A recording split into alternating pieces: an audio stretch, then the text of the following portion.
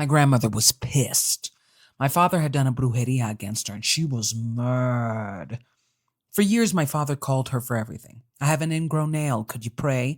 I lost my law license. Could you pray? I'm suicidal. Could you pray? She took his sent death wish as the highest act of ingratitude, and Lord knows, my grandmother could hold a grudge. It's why I believe she has lived for so long. Her anger won't let her sleep, let alone eternally slumber. Yet for me, my dad being evil was simply him. He never showed me kindness. Growing up, Mr. H only liked men, in every way. He saw women as service and men as equals, of which his troubled childhood with his own mother fueled his toxic misogynistic notion. Add on some DL tendencies, and in truth, my father hated women, resented them for the inevitable way they would be in his life in the form of multiple wives, sisters, and daughters he would either have to care for while designed to destroy, or actually destroy them and send them brujeria to die so he could cover up that he abandoned them. After all, he would not want his men to think he was bad. Yet if there was one thing he was good at, it was charming women to believe that despite all the tears and abuse, somehow his absolute nothingness and value to their lives or to himself was oddly vital. Tanto que me llamaba, my grandmother announced, enraged.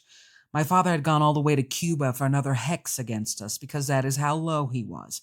He would rather pay $10,000 to a santero to kill my grandmother than give it to her as a thank you gift. Me llamaba hasta mamá, she exclaimed. And it was true. Looking back, my father's relationship with my grandmother and even my mother was more like a son, demanding them to show up for him, clean his messes, and forgive the demons he carried that loved to cause them. The problem is, he hated his actual mom and shared a similar mentality with her of you owe me. The difference was my grandmother was sweeter in the way she showed up, always with prayers.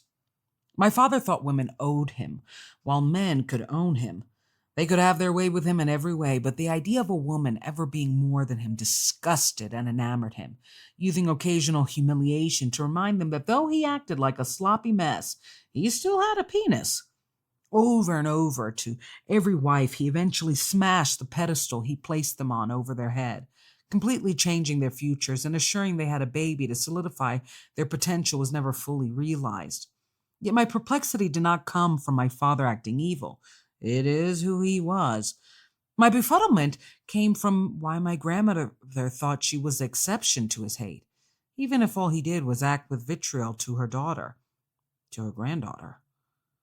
I'm only nice to him for you, Deandra, my mother and grandmother would declare when in my babied innocence I confronted them on why they were nicer to the guy who made me cry than to me, the one who actually wanted to please them.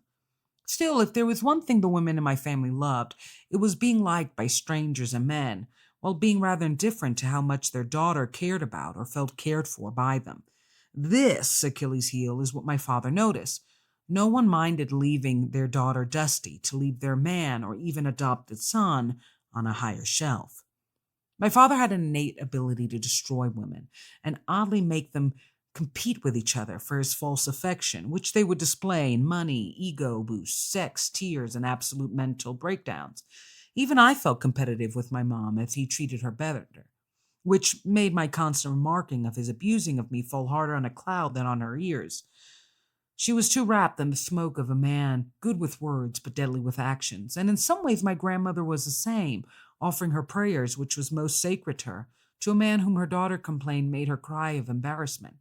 Still, what I wanted to understand was how someone could drag your daughter through the mud and you tell her she's more sensitive than dirty. That is when a dark fear came over me. What if it was not that my father liked my mother more than me, but my mother liked my father more than me? She was so strict and hard on me, but endlessly graceful and forgiving of him, of which my grandmother displayed the same level of judging her more for picking him than him for scamming her. Suddenly it was apparent to me that generationally none of us could report our grief to our mommies, yet out of all of us, my mother had no one to report to. In Puerto Rico, my grandmother's prayers were legendary. Even santeros whom understood that she only prayed to God, aka Jesus, was her sole homeboy, asked her for prayers. This empowered her enough to forget that for however wealthy she was spiritually, materially, she couldn't even book Amazon Prime.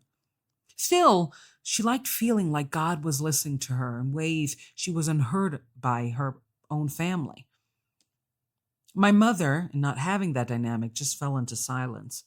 Meanwhile, I was a strange one because I simply cried to the internet, turning YouTube into a listening ear for the torment men gave us, even when we prayed. All right, let's heal. Let's discuss.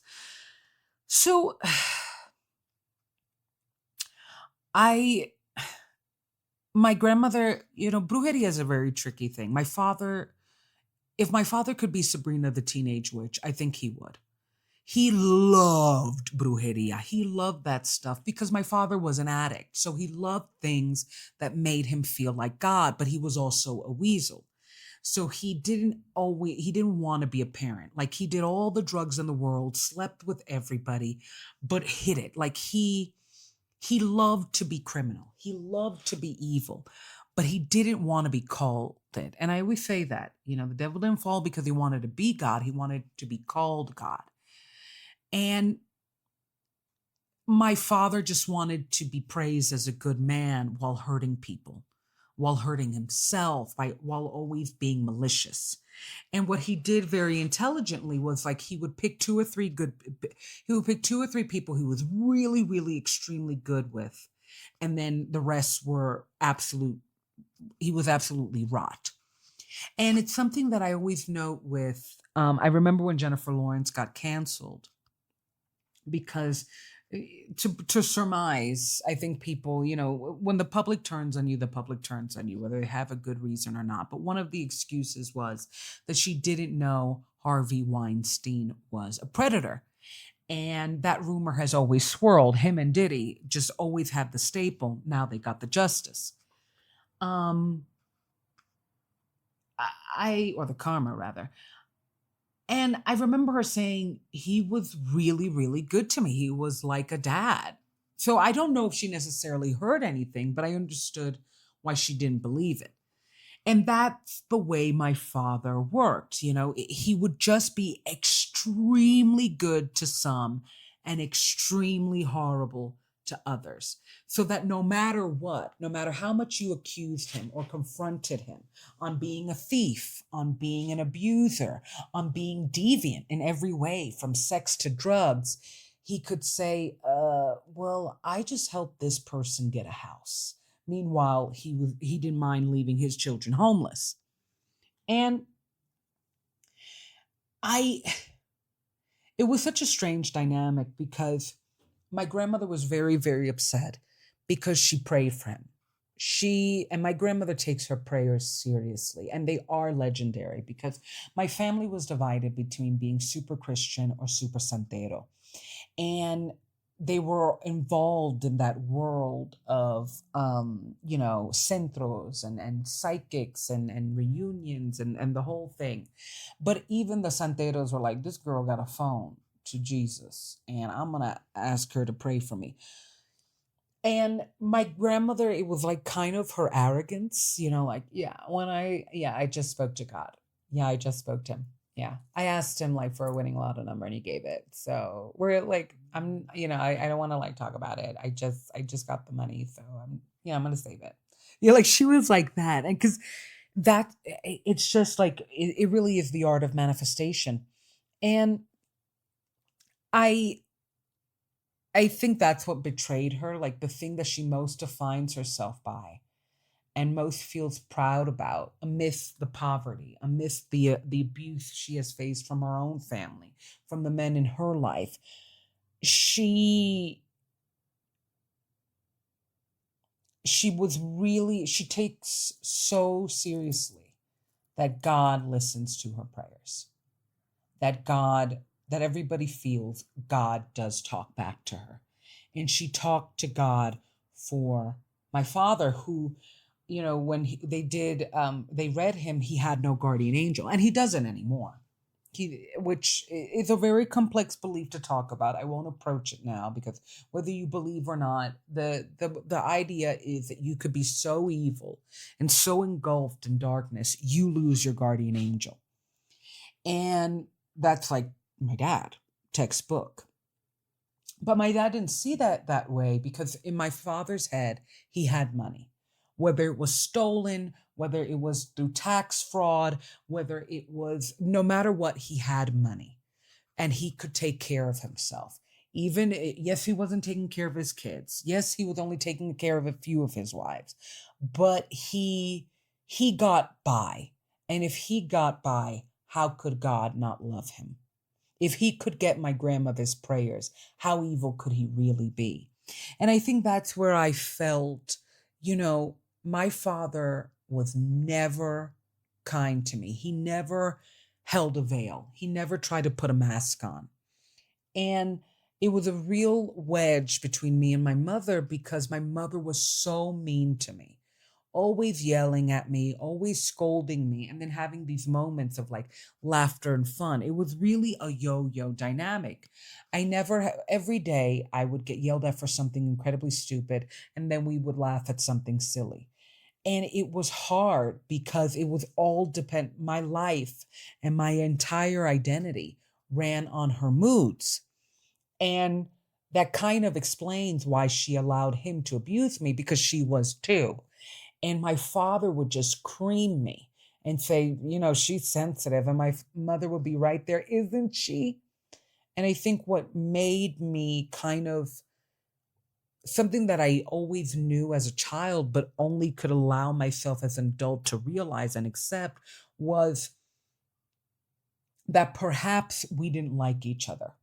We may have been we may have loved each other and kind of had this very twisted version of loyalty because we showed up for each other's crisis, but we also put each other in crisis. And I think my father was very intelligent in seeing that, similar to himself, my mother had resentment towards her mom and would never fully own it or accept it, and in turn never fully heal it. And he would try to use that to maneuver our dynamic by painting me as like, there's something off about that kid.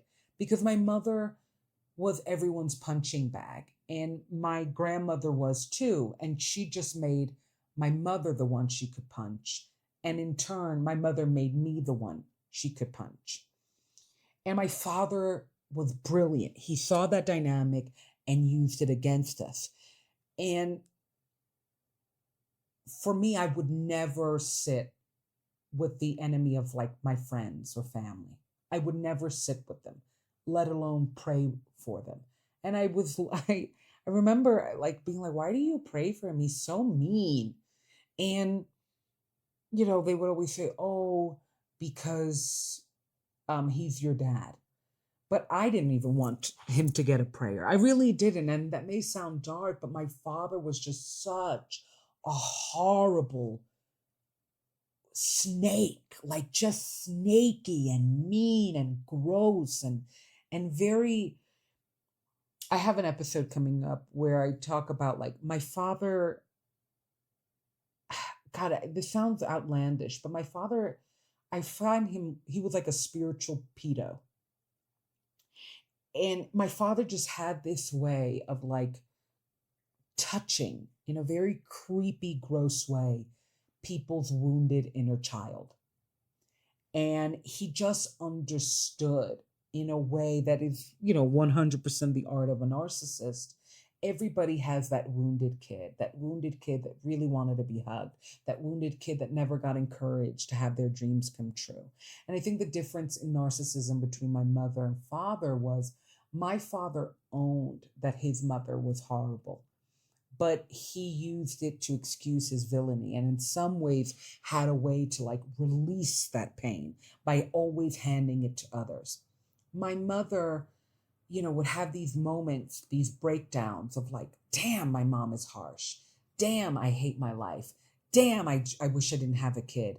But she almost refused to acknowledge just how unhappy she was. So she just blamed everybody and didn't do anything about it. Whereas my father plotted. And I think in some ways he materially expressed what he internally felt, whereas my mother just, at best verbally would yell at me. But internally, it would only be through the years as I analyzed this dynamic that I realized my mother just didn't like me. Because the way she gave strangers grace, or her family for after consistently betraying her grace, or my father, they could just spit on her. And she's like, they have such a funny way of giving facials. But if I didn't I would have to wash a plate 3 times in a row until it was perfect. And then it wasn't, and still wasn't perfect.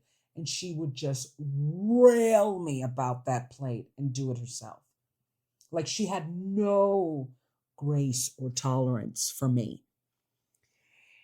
And yeah, she just didn't like me. And I want to analyze that, but I also don't blame her because I think the women in my family felt trapped by their men.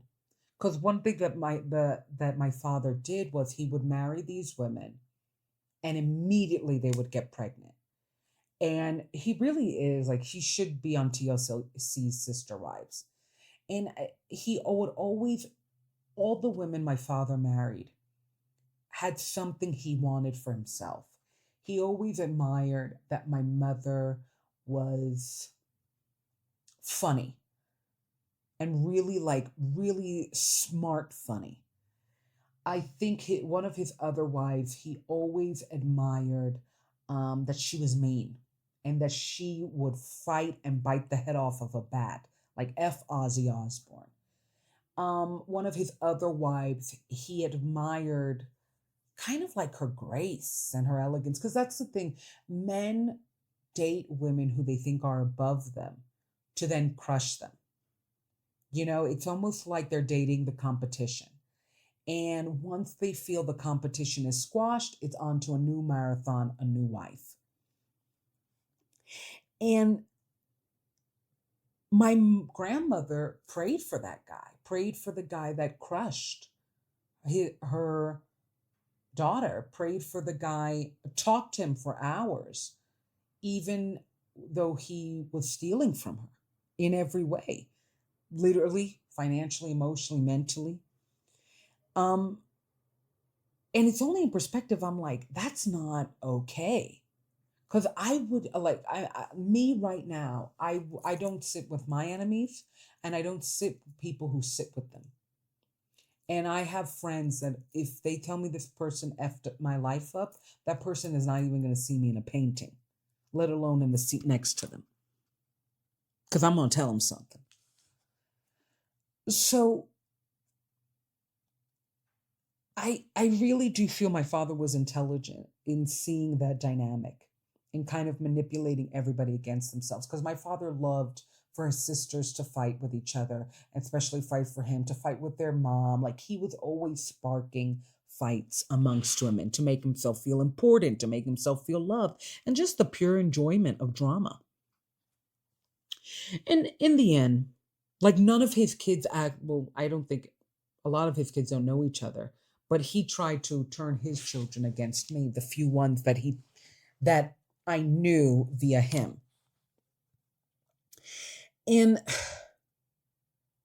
when I really look at how he turned my mother against me and my grandmother in some ways against my mom, because we were too good to him in exchange of ourselves, in exchange of each other.